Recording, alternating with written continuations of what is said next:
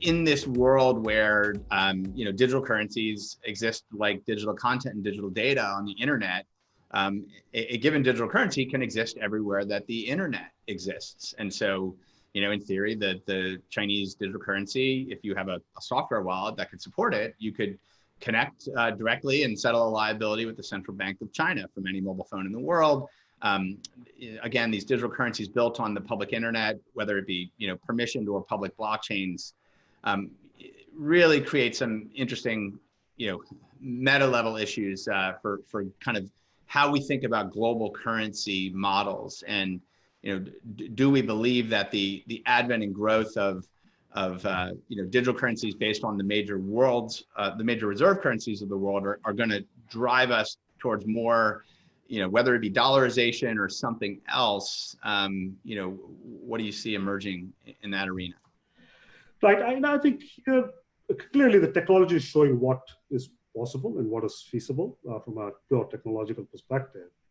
And on that itself, I think one also, as I was saying earlier, one needs to contextualize that against what are the other innovations that are happening, and I would perhaps classify them as incremental innovations, in the sense they're building on the existing system. Right.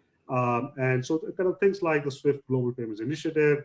Then there are interconnections of payment infrastructures which are happening in many parts of the world. There are also new institutions coming in to create platforms for interconnecting different national payment systems, in particular the fast payment systems on both sides. So there are various incremental innovations that are happening.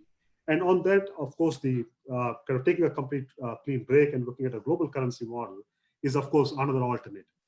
But the amount of coordination and implementation challenges there raises the question of which will be faster, which will be much more tangible results immediately versus the medium-term, long-term issues, right?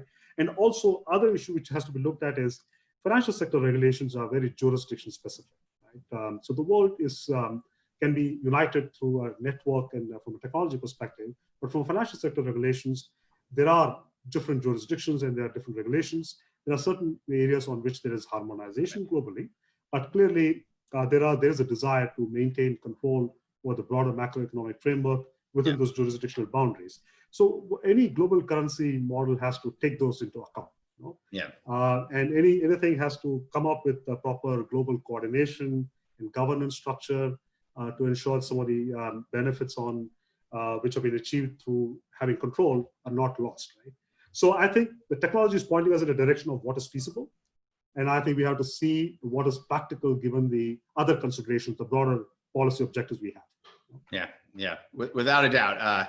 The internet continues to collide with nation states and create a lot of really fun policy challenges for everyone, whether it's data and privacy or cybersecurity or money, all these things that really get stirred up.